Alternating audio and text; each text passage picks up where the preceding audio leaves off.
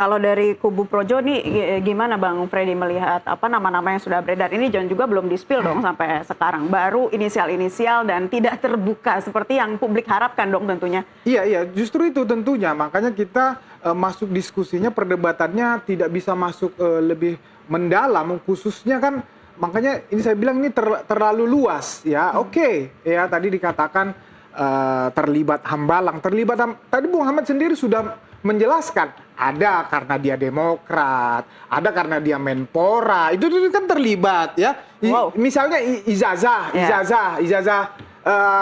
ini kubunya Bung Roy ini sering mengatakan karena menganggap ada perbedaan sedikit saja kemudian merasakan itu bukan Jokowi ya, itu bukan Ijazah asli. Nah, saya juga pernah tahu misalnya nama Bung Roy Suryo itu juga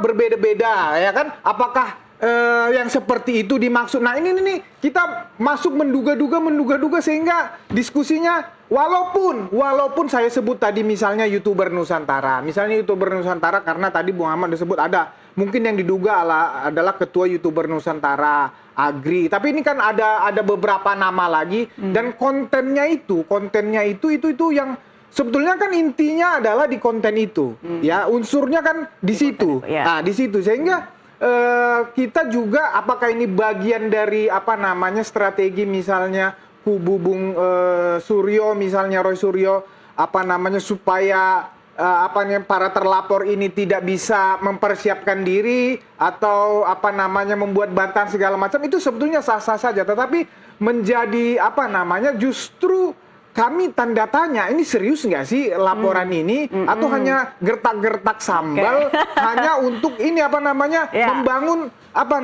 bergaining kan begitu. Ini karena sudah tersudut ya, karena kami percaya ya Bung Roy sebagai tersangka ya kami yakin ini akan berproses menjadi berkas dilimpahkan dan P21 sehingga akan masuk ke persidangan. Apakah hanya bermain di situ bergaining? Jadi ya coba kita tanyain lagi ya. Sebenarnya tuh gimana sih? Kalau bisa dilemparkan aja ke publik ya. Ini yang ini si Anu kontennya yang ini, akun YouTube ini. Nah, itu kan lebih itu. Ya, Bang Kozinudin, ini sebenarnya serius nggak sih? Apa cuman gertak-gertak sambel aja?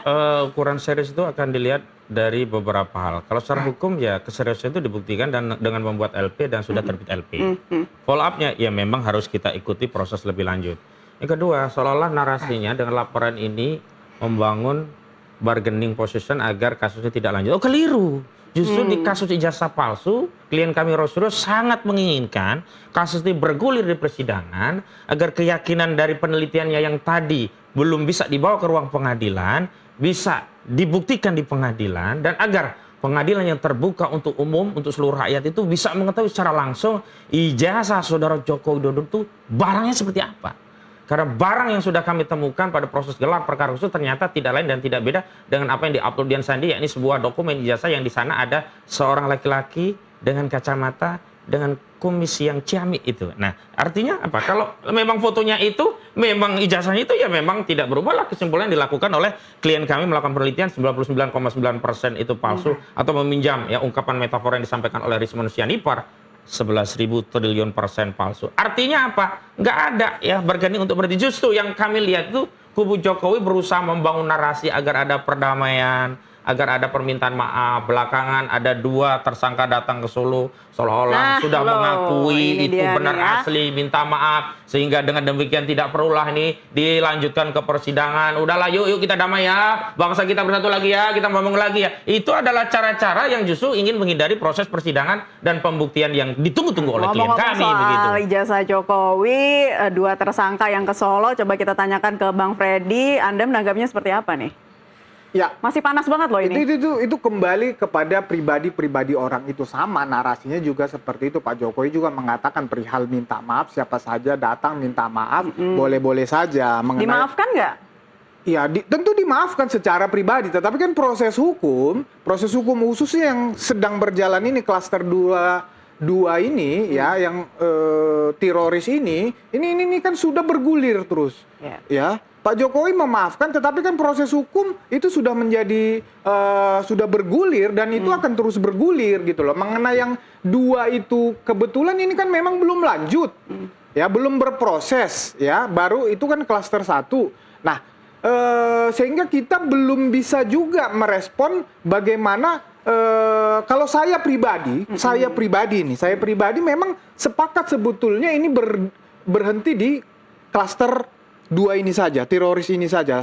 Ya, karena memang di publik juga, walaupun awalnya ini yang klaster pertama yang memainkan narasi, tetapi kan di belakangan mereka stop. Tapi kalau yang klaster 2 ini teroris ini terus menerus kan, terus menerus. Saya rasa saya pribadi juga karena tidak berhenti juga dan terus menyerang memainkan narasi-narasi ini memang harus saya sepakat dituntaskan di pengadilan. Pak Jokowi juga sudah mengatakan oke, saya akan datang kalau diminta, ditunjukkan tentunya nanti melalui jaksa dia konfirmasi ya ahli saksi segala macam.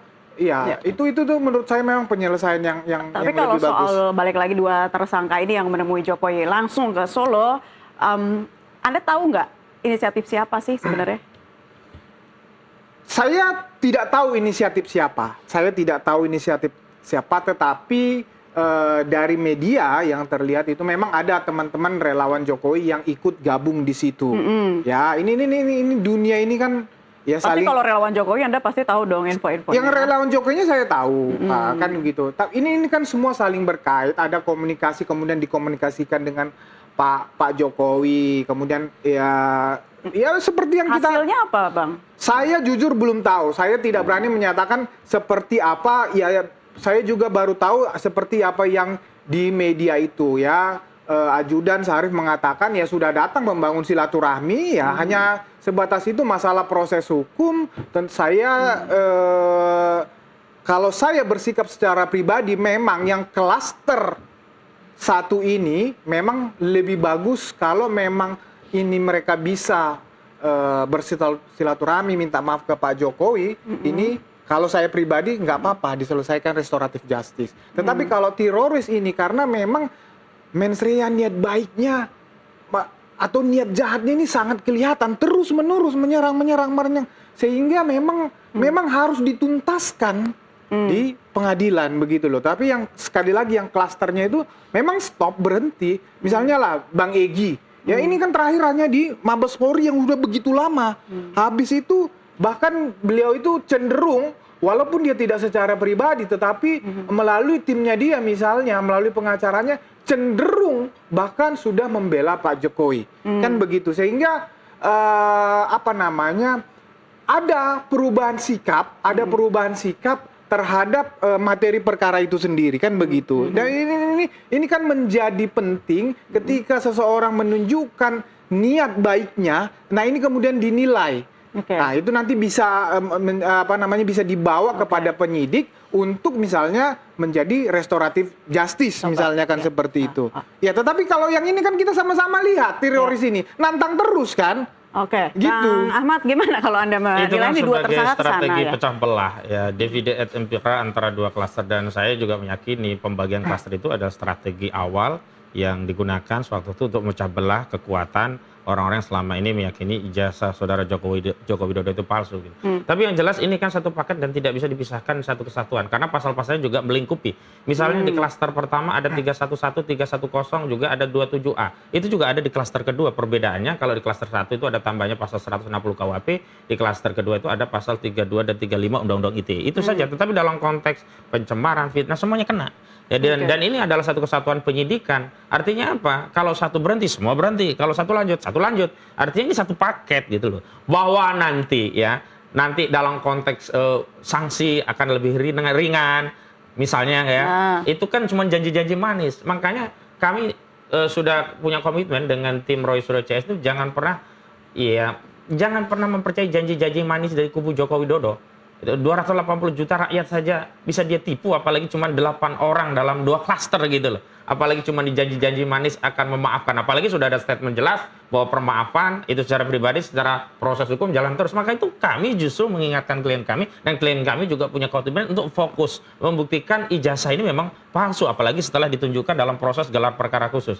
Yang selanjutnya adalah, yang paling menarik adalah upaya untuk mencoba mediasi, membangun narasi damai, ada restoratif justice, itu selalu muncul dari kubu Jokowi. Biasanya yang minta damai itu orang yang dilaporkan, bukan yang melapor. Tapi ini minta maaf ke sana tuh gimana tuh? Nah, itu kan narasi yang seolah-olah ada pihak-pihak yang minta maaf dan orang yang dimintai maaf itu sudah benar. Padahal itu kan 2 orang saja. Dan permintaan 2 orang itu untuk minta maaf, misalnya kalaulah dia minta maaf dan kalaulah dimaafkan, tidak mengubah status kedudukan ijazah yang bermasalah menjadi clear. Ijazah itu baru clear kalau ada putusan pengadilan. Dan putusan pengadilan dimaksud adalah putusan yang berkekuatan hukum tetap. Dan yang dimaksud putusan yang berkekuatan tetap atau ingkrah itu adalah putusan kasasi di Mahkamah Agung. Ya ayo kita ikuti, jalani. Mau setahun, 2 tahun, 3 tahun, ya ayo kita lakoni. Karena itulah proses dan prosedur hukum yang ada di Republik ini. Karena itu seluruh rakyat, ayo kita ikuti saja. Karena urusan ijazah ini tidak lagi urusan Roy Suryo, ini urusan seluruh rakyat. Dan karena itu, kalaulah ada permintaan maaf, justru yang harusnya minta maaf itu Saudara Joko Widodo. Karena setidaknya sudah membuat gaduh dengan ijazah yang tidak kunjung ditunjukkan pada publik. Apalagi yang kedua, kalau terbukti itu palsu. Dan minta maafnya juga bukan kepada Roy Suryo atau klien kami, tapi minta maafnya kepada seluruh rakyat Indonesia. Karena dampak dari ijazah ini adalah kebijakan dari kekuasaannya selama 2 periode menjadi presiden bagi seluruh rakyat Indonesia. Begitu. Ya, tanggapan Bang Freddy kalau menilainya ini lagi-lagi kita